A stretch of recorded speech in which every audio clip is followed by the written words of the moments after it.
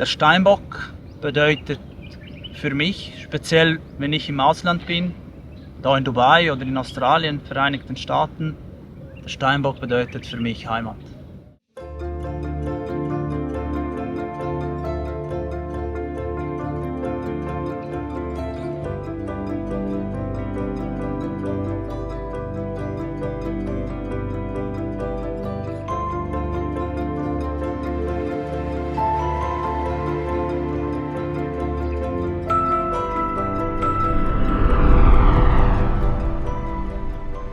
Und wenn ich zurückschaue, kann ich fast das nicht glauben. Ich hatte einen starken Heimweg gehabt. Ich musste mit 16, wie viele anderen, auswandern.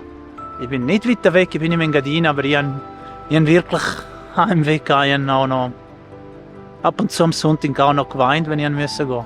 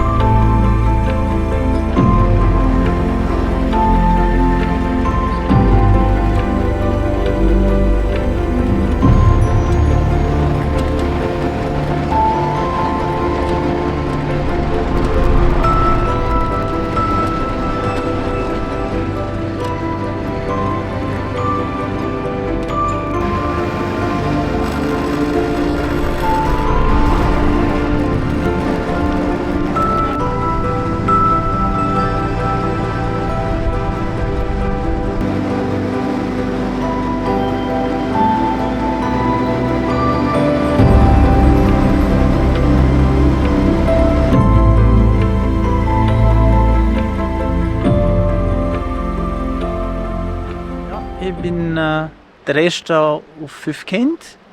Ich habe eine Schwester Alessia, die in Zürich lebt, mit 3 Kindern. Corinna, die in Mailand lebt, mit 4 Kindern. Und Jakob, der in Tenerife, der gerade Vater geworden ist. Und dann haben wir noch eine kleine Schwester, die als Kleinkind gestorben ist. Wenn die Leute mich fragen, wo ich lebe, dann immer ich lebe bei Marriott. Irgendwo bei Marriott. Und wenn ich nicht im Hotel zu finden bin, bin ich auf dem Flieger. Aber mit meiner Geschwister treffen wir uns immer Weihnachten treffen, daheim in Le Prese, in Cavresch. Und dann andere 3-4 Mal. Ab und zu, wenn ich von Zürich aus fliege, besuche ich die Leute, meine Schwester in Zürich besuchen.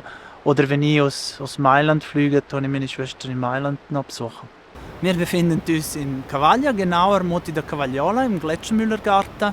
Und da haben wir eine sehr schöne Aussicht auf Valle di Poschiavo, wo ich aufgewachsen bin und wo ich auch meine ersten 30 Jahre verbracht habe.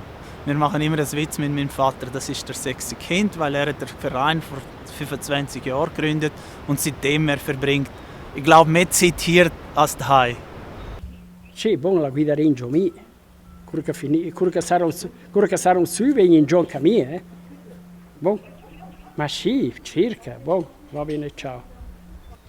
Ja, der Patrick ist geboren und da meine Frau in Pontresina aufgewachsen ist und sie ist Deutsch sprechend und Italienisch sprechend und Puschawin hat sie auch geredet, hat sie gedacht, ja, ich rede mit dem Patrick Deutsch.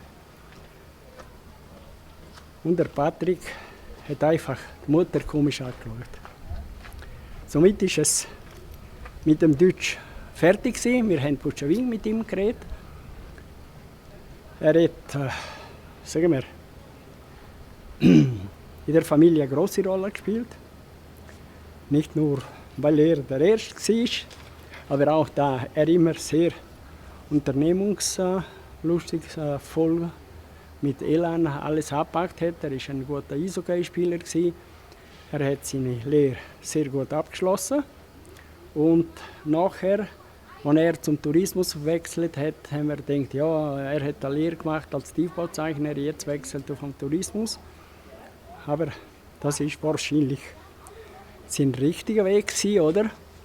Und wir haben ihn immer unterstützt, wenn es möglich war.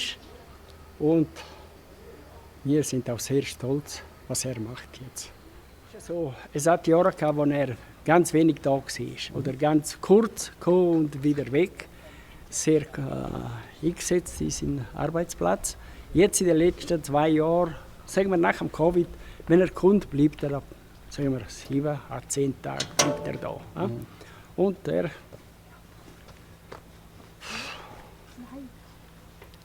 er träumt,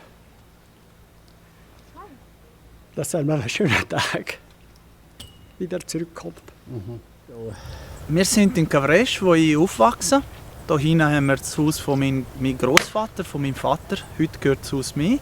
Und die Wiese, die Felder rundherum, das waren mein Spielplatz in meiner Kindheit.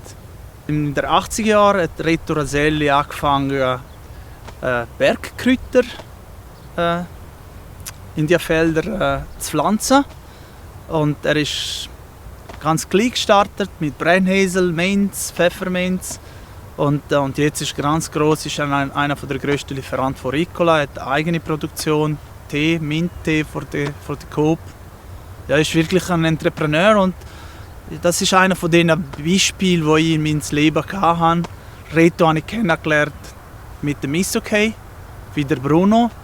Also der Patrick ist erstens einmal körperlich sehr stark, also physisch hervorragend, schon ziemlich jung und sehr ehrgeizig, also er nicht verlieren. Oder? Er ist ein Typ, der nicht verlieren konnte. Und das ist natürlich eine Qualität, oder, wo wir schätzen als Trainer, wenn so einer hast in der Mannschaft, der wirklich alles gewinnen will. Technisch gut, er hat ein gutes wie sagen wir, das Gespür fürs Goal, oder? Er hat viel Goal geschossen.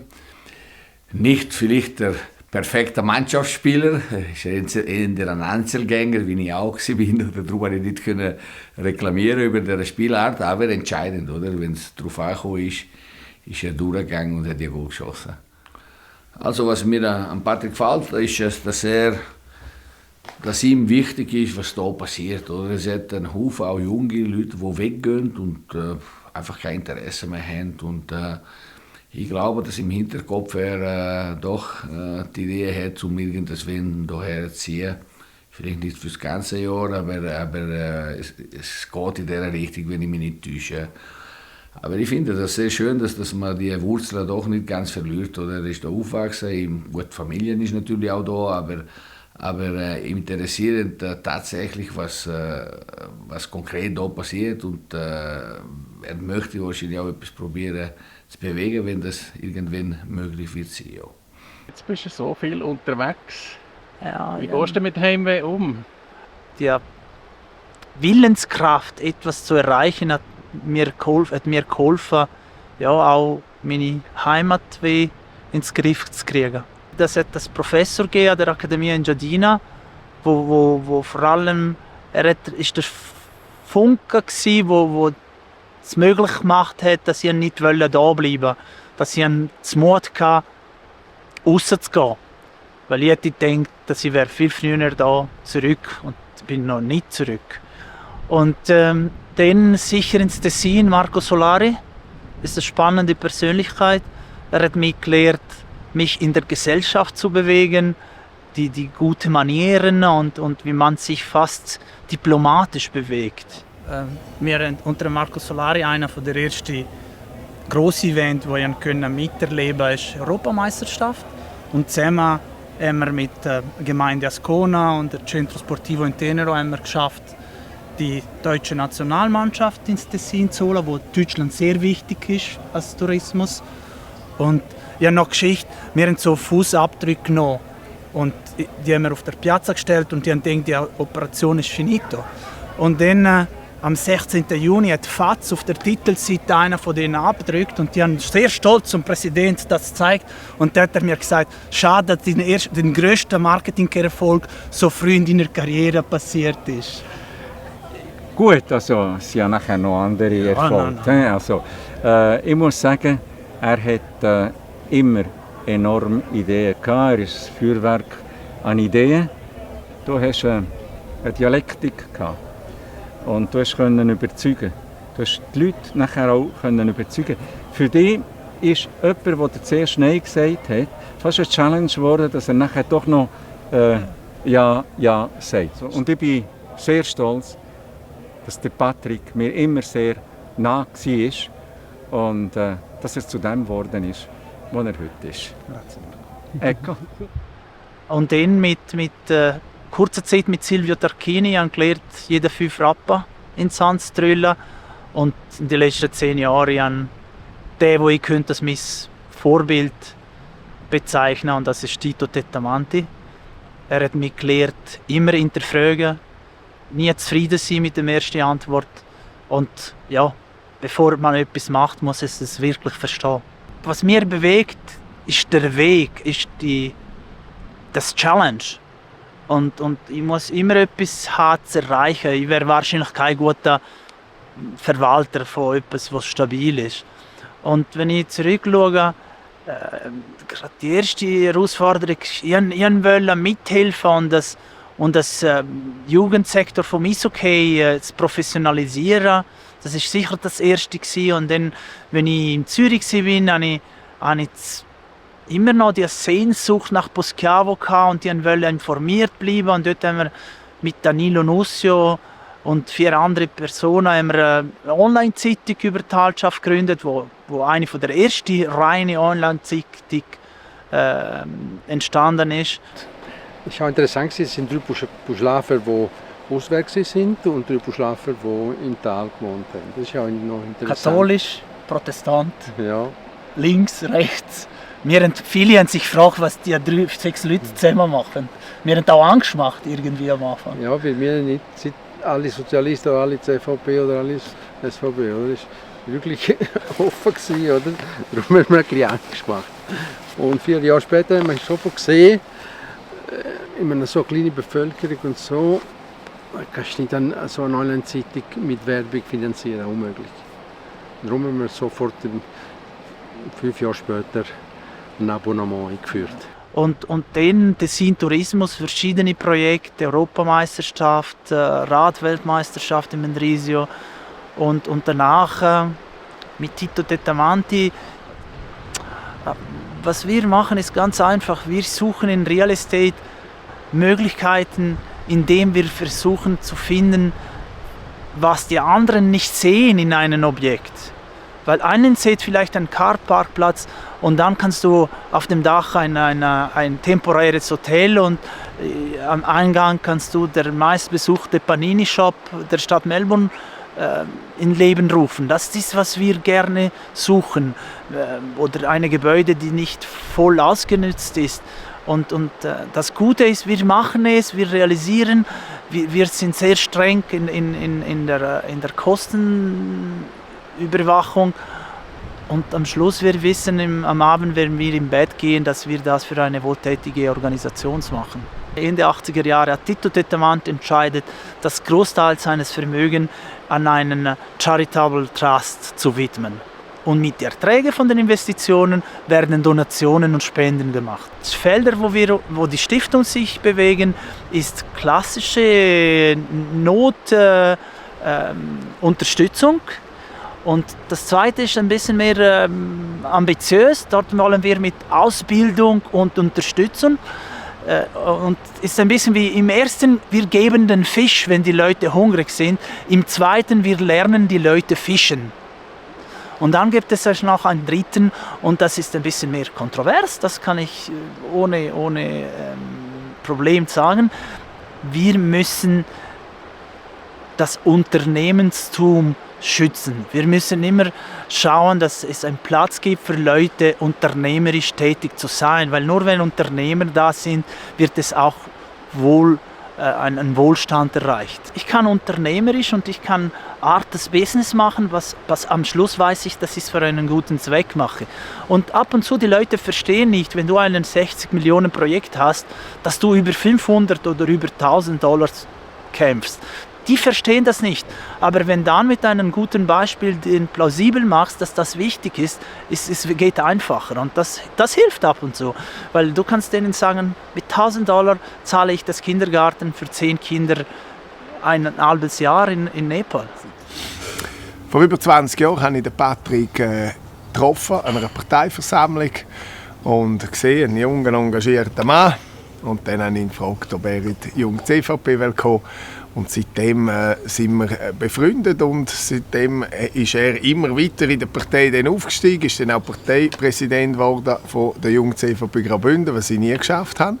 Und haben wir dann unter seiner Leitung auch eine Initiative gemacht für einen Innovationsfonds. Das zeigt auch, dass wir immer etwas bewegen wollen, etwas Neues machen.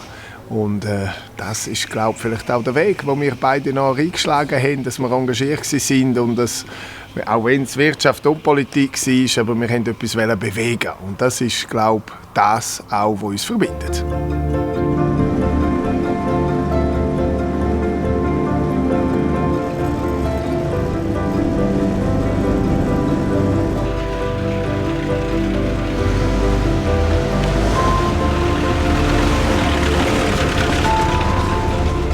Was macht die Faszination von diesen Oldtimer, die du hier fährst, aus bei dir?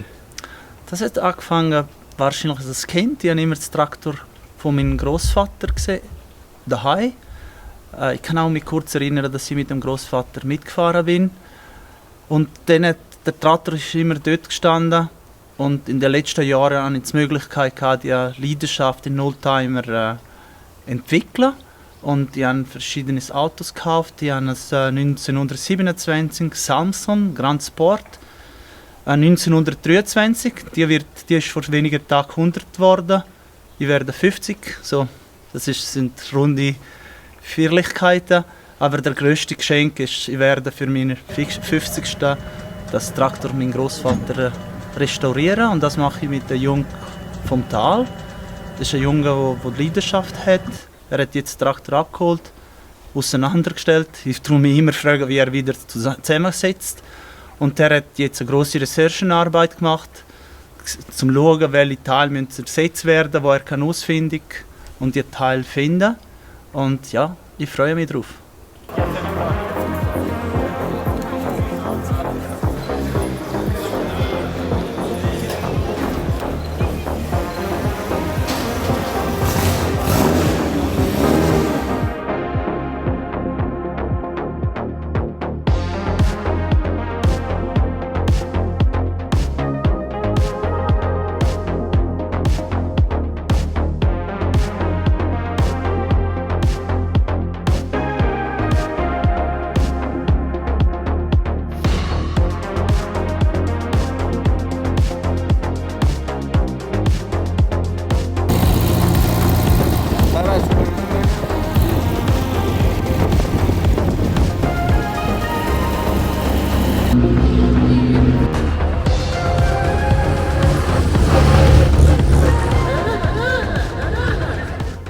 Also mit Patrick habe ich immer ein besonderes Verhältnis gehabt.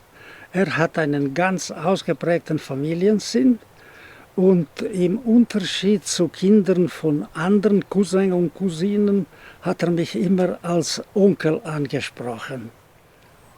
Er vereinigt in sich eigentlich die typische Eigenschaften von unserer Sippschaft und in dem Sinn gleicht er vor allem unserem Urgroßvater Giovanni Lardi. Er war wandernder Schuhmacher zur Zeit der saisonalen Auswanderung in die Provinzen von Brescia und von Cremona bis zur Mitte des 19. Jahrhunderts. Und er war freiwilliger Soldat beim Sonderbundkrieg. Er war dann Goldsucher in Australien. Er ist wieder nach Australien, also hatte wieder großen Kontakt zu Australien. Unser Urgroßvater hing aber auch sehr stark an unserem Dorf hier.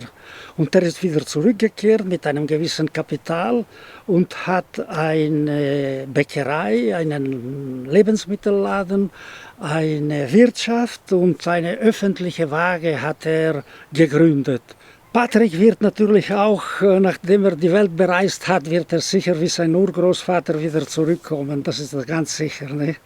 Und wir wissen nicht, was er aber für uns für Überraschungen bereiten wird. Auf alle Fälle hat er schon in seiner Jugend hat er schon große Aufmerksamkeit auf sich gezogen. Er ist nämlich einer der Begründer oder der Gründer der Online-Zeitschrift Il Bernina, die für unser Tal sicher eine große Bedeutung hat. Er vereinigt in sicher die besten Eigenschaften unserer Familie und wir wünschen ihm auf alle Fälle sehr großen Erfolg für alle seine Unternehmen, für seine Projekte, die er noch vor sich hat. Welches Ereignis in deiner Kindheit oder der letzten Vergangenheit erinnerst du besonders, wenn du in Boschiavo bist? Ja, aus der Kindheit, ich werde nie das Unwetter 87 vergessen. Es dort abgeschnitten, südlich, nördlich. Und die große Solidarität, wo Boschiavo gespürt von der ganzen Schweiz, das ist schon berührend. Ja. Ich muss sagen, dort habe ich vielleicht das erste Mal gespürt, was es heisst, Bündner, was es heisst, Schweizer sein. Die Solidarität von allen Ecken von der Schweiz, das hat mich schon imponiert. Und vielleicht auch jetzt im Nachdenken imponiert mir noch mehr, weil ich verstehe besser, was das heisst.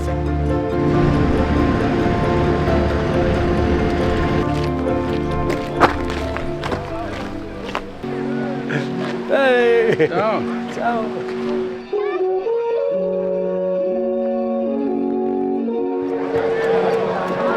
Buon appetito e la buona alla fredda? Ottimo! A calbrusa, cor Almeno Pechino. 100% Val Boschiavo, bio.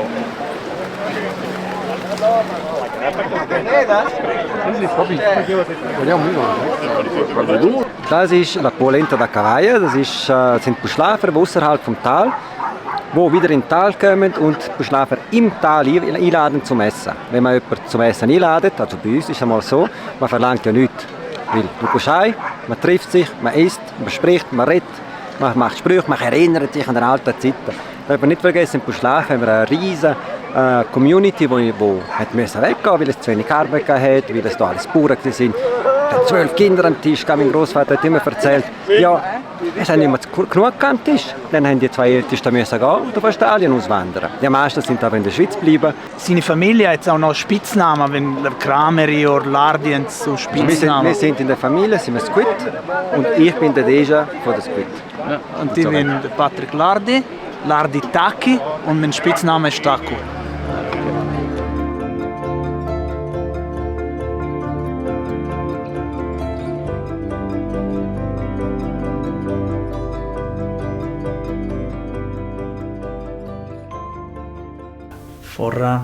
Vor 2 Jahren wollte ich das Kreis schliessen. Und da ich hier meinen ersten Job hatte, habe ich gesagt, ich will hier mal in die Ferien.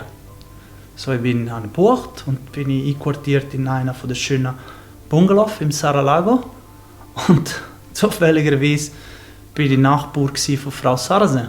Frau Sarasen war mir bekannt, weil sie hat das Hotel aus der Verrottung rettet. Das Hotel war zu, war in einer Konkursmasse hinein und sie hat zufälligerweise das auf der NZZ gelesen. Sie hat sich an die Zeit erinnert, wo sie hier in der Ferien war, mit ihrem Mann, der in der Talschaft geschäftlich engagiert war, weil er ist im Verwaltungsrat von der Repower und ist auch Aktionär. Und wir haben geredet und sie hat noch sich erinnert an den Jungen, der geschafft hat im Hotel. Und ja, ich muss sagen, es ist eine ganz spannende und interessante Freundschaft entstanden. Er gehört eigentlich zu den Buschlauern, die auswandern, so nehme ich ihn vor. Und so hat man sich eigentlich auch getroffen in Dubai. Dort haben wir das Mittagessen miteinander. Dann ist er weiter nach Neuseeland, Australien. Aber er kommt immer wieder.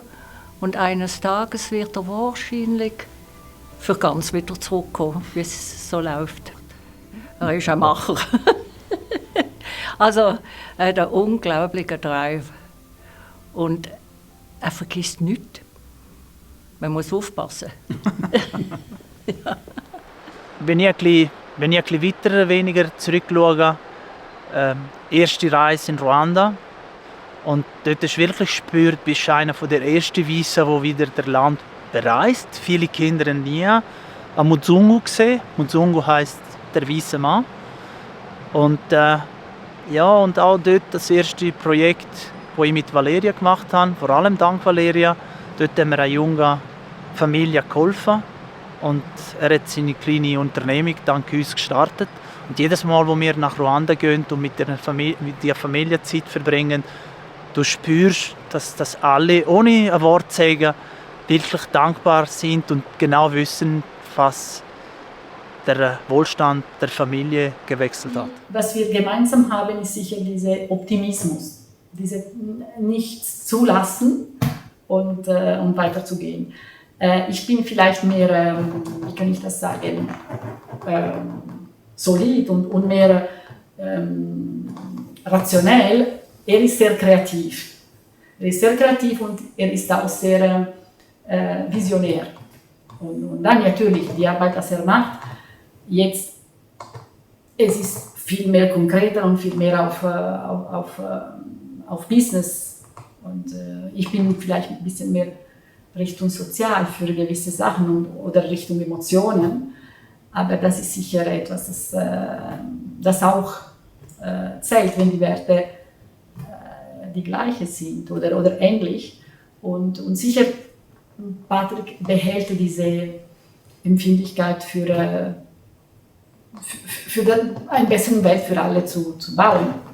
Von unseren kleinen Sachen. Und was in Ruanda sehr speziell immer gefunden habe, ist, dass dort die Leute lieben Land und die möchten nicht hier kommen oder uns, nein, sie möchten alles Mögliche machen, um das zu machen. Und das entspricht irgendwie auch meine Anschauung. Da, es ist, was es sein muss, dass dort müssen die Werte, die Leute gehören, unterstützt werden und das hat sehr gut geklappt, muss ich sagen. Piccola, vuoi venire su un attimo, così ti si vede? Und das ist Scarlett, sie ist 2 Jahre alt und ja, wir sind ein Team auch, ich und sie. Und obwohl Patrick nie Hunde gehabt hat, er hat sich auch ein bisschen, ich sage, das ist die Freundin im Sinne von die Liebfreundin von Patrick. Ne? Und ja, das ist, auch von Hunden kann man lernen, oder? Die sind so authentisch irgendwie und spontan, dass ich finde, man kann von alles und von alle lernen, wenn man offen ist und man richtig schaut. Und das ist sicher auch eine wie kann ich sagen, Patrick ist auch so sicher. Da sind wir im Büro von der Spontifide SA, wo ich auch ab und zu am Pult sitze. Aber meistens ist die Firma von Valeria und Emil geführt und die machen kleine Beratungsmandate oder Coachingmandate im Tessin. Ja. Mein Job ist bei der SD Real Estate Management, die MCC, und dort arbeite ich seit 2015. Meine ersten Erinnerungen aus der Kindheit gehen zurück auf dem Fußballfeld vor der Schule in der Brese, wo ich mit meinen Freunden geshootet habe. Und seitdem habe ich eine Leidenschaft für Fußball, italienische Meisterschaft und Europameisterschaft und Weltmeisterschaft. Und das beste Stück von der Sammlung ist sicher das T-Shirt, wo ich während der Weltmeisterschaft in Katar von Messi signiert bekommen habe, para Patrick con affetto, Lionel. Aber Patrick, jetzt musst du gleich mal erzählen, wie nimmst du jedes Mal so viel Gepäck mit? No, das ist nur bei Saisonwechsel. So, ich habe jetzt Sommer in Tessin gemacht und in der Schweiz. So habe ich meine Sommerbekleidung, Tennisausrüstung und so mit mir von Dubai mitgenommen. Und jetzt bringe ich es zurück zu Dubai, wo ich, sagen wir, fast den zweiten Sommer kann geniessen von Oktober bis Weihnachten.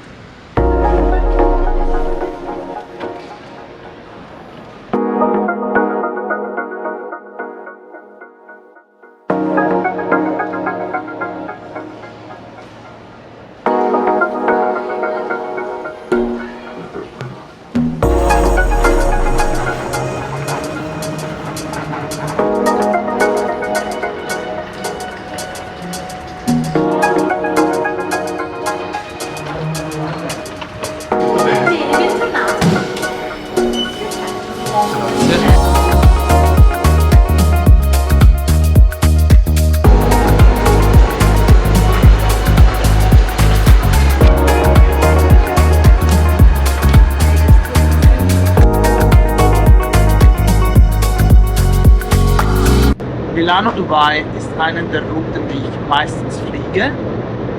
Sage ich seit 2013 sicher 8-10 Mal per Jahr. Und im Durchschnitt verbringe ich ungefähr 80-90 Tage in Dubai. Der Rest ist verstreut zwischen Melbourne, Sydney, Miami, Orlando, Houston, Dallas. Wir haben Dubai gewählt, weil es der Flughafen, der Direktverbindungen hat zu Dallas, Houston, Miami, Orlando und Sydney, Melbourne, wo wir das größte Teil unseres Portfolio haben. Es fehlt nur noch ein Asset in Nashville, wo wir keinen Direktflug haben. Wenn man so viel fliegt wie ich, muss man sich auch Strategien erarbeiten, wie das gut, dein Körper dies gut erträgt. Und für mich ist klar, ich trinke nur Wasser. Ich versuche sehr viel Wasser zu trinken und ich versuche auch regelmäßiges Schlafen zu haben.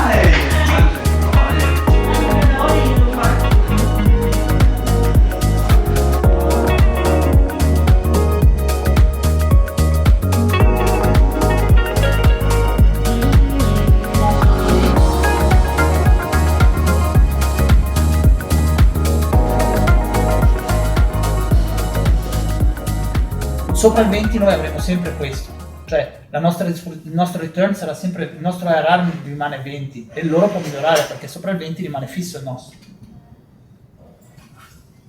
Ma poi c'è la fee che viene data alla management company o no? È indiretta perché è distribuita sui partner e anche il partner e anche è per quello che non funziona, però ti dice come calcolare se lo vuoi calcolare sulle distribuzioni. Wenn ich in Dubai bin, wohne ich im Großvenurhaus und meistens bin ich in Bella Vista zum Mittagessen.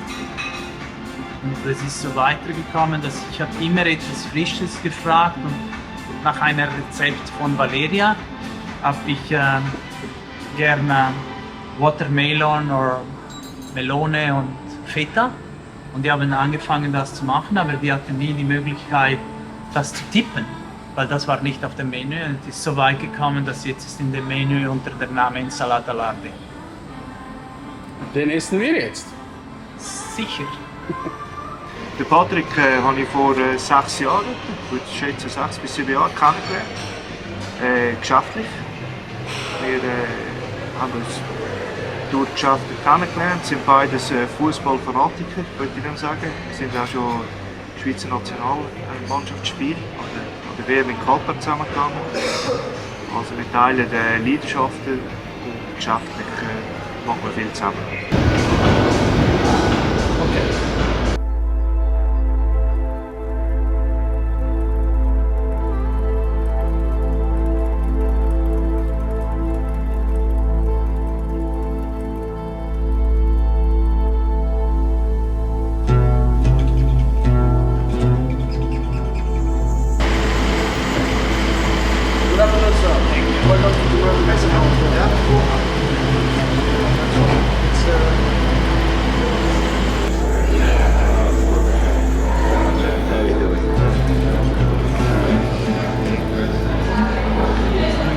Mohamed, tell me, when did you first met Patrick? Well, I believe, we met in 2017, around that time. But as you know, the time is moving very fast nowadays.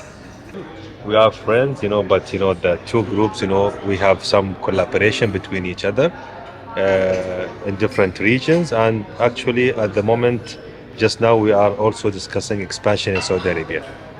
So you are also in the real estate business? We are a group of companies. We do have also a real estate arm, yes. And how would you characterize Patrick? He's an amazing guy. It's always a pleasure, to have Patrick in my network. And every time, he's coming to Dubai, he's visiting a partner and friend. And you are grown up here in Dubai? Yes, that's correct. Yeah. And I have to say, one of the decisions me choosing Dubai is logistically is perfectly connected with the world. I can fly directly to every place where we have an investment. And I don't find this anywhere else than in Dubai. Yeah, that's correct. Dubai played a very important role as international hub, connecting East and West. Giving high class, level of services. Connecting people from different parts of the world. First met 12 years ago. And it was a suggestion from my father to meet with Patrick. And I guess the friendship just grew from there. And it's become a wonderful friendship. He's been a great guide to me on some of the things I'm doing in my business. If I can't think of it, I'm sure he will. So, he's been someone I have a lot of trust and respect for. So thank you.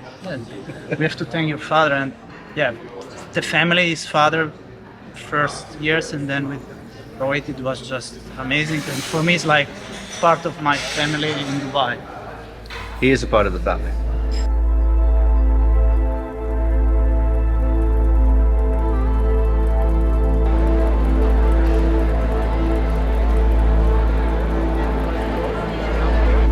Wir befinden uns im Dubai Mall. Dubai Mall ist Teil von Burj Khalifa, der größte Gebäude der Welt.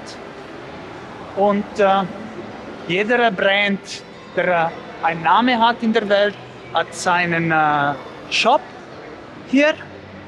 Und es gibt auch lokale Brands.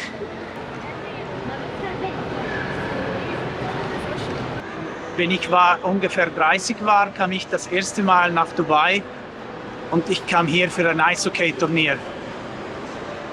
Und da haben wir auch ein Eishockeyfeld inmitten einer der größten Mall der Welt. So, wenn ich ein Eishockeyfeld sehe, denke ich immer an meine Kindheit in Poschiavo, wo wir das Eis noch selber gemacht haben, weil wir keine Kunsteisbahn hatten. Zusammen mit Bruno und andere Freunde. Ja, was jetzt lachen, das erinnert mich an ein Festival unter Marco Solari.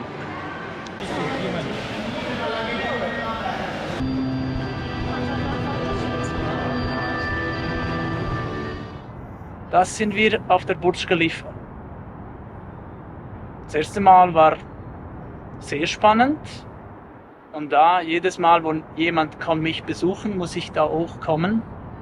Ja, ist immer noch speziell, anders. Vielleicht genieße ich mehr Sonnenuntergang, genieße ich mehr ein Frische, wenn das kann sagen, weil da ist ein bisschen windig gegenüber der Tunnel.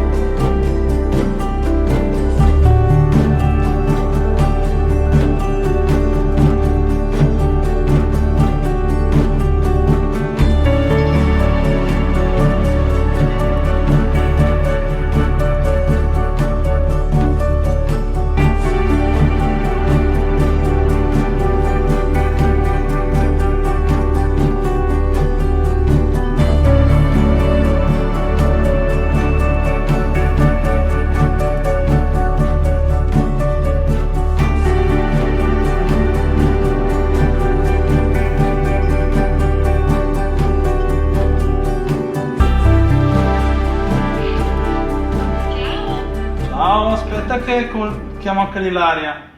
Ciao, stai bene? Bene. Di dove? Siamo in mio appartamento a Dubai. Ah, ok, a Dubai. E fai la lista da cosa che vuole fare quel che vieni a Dubai? Sì, in testa. Non Allora, fai complimenti. Diciamo cosa che vuole fare. E Ludovico Lostetti? Facciamo un po'. Visitare Burj. Ok, Burj Khalifa. Ciao. Eila, ciao, scusami, non mi accettava di accettare la chiamata. Ma sei ancora al lavoro? Ma come siamo belli. Ciao. Come stai? Wow, con la famiglia. Ciao. I was to share 50 hours in 5 days driving with me with just 76 centimeters of space. For me, just a dream. You become my co-pilot of my heart. She told me to go right, and then after going once right, I accelerated, but actually it was right. I have to go twice right. So after the first right, I accelerated and I nearly killed somebody. Someone of the millennial, of course, and then just you say to me, I will kill you. Nach einem langen Tag, wenn ich da in Dubai auf der Terrasse sitze, es ist schwierig, das, was ich sehe, mich an Deprese erinnert. Auch was ich fühle. Deprese, frische Luft, da, Luft ist weniger frisch. Der Gebäude, wo ich wohne, da sind mehr Leute als im Dorf Leprese. Aber wenn ich ein bisschen weiter denke und das Unternehmertum, das Schaffen von Destinationen, Gebäuden, neuen Gastronomiekonzepte, da ich in Dubai erlebe, das inspiriert mich schon, dass ich in Talschaft, wo ich aufgewachsen bin, wieder etwas machen könnte, auch mit der Erfahrung, die ich gesammelt habe. Und ich denke schon, dass irgendwann ich wieder mal etwas in Leprese oder Poschiavo machen möchte. In der Vergangenheit war ich viel dort, habe ich am Dorfleben, ich habe am sozialen Leben mitgewirkt. Einige Projekte sind immer noch am Laufen in Bernina, das Jugendsektor vom Eishockey Club.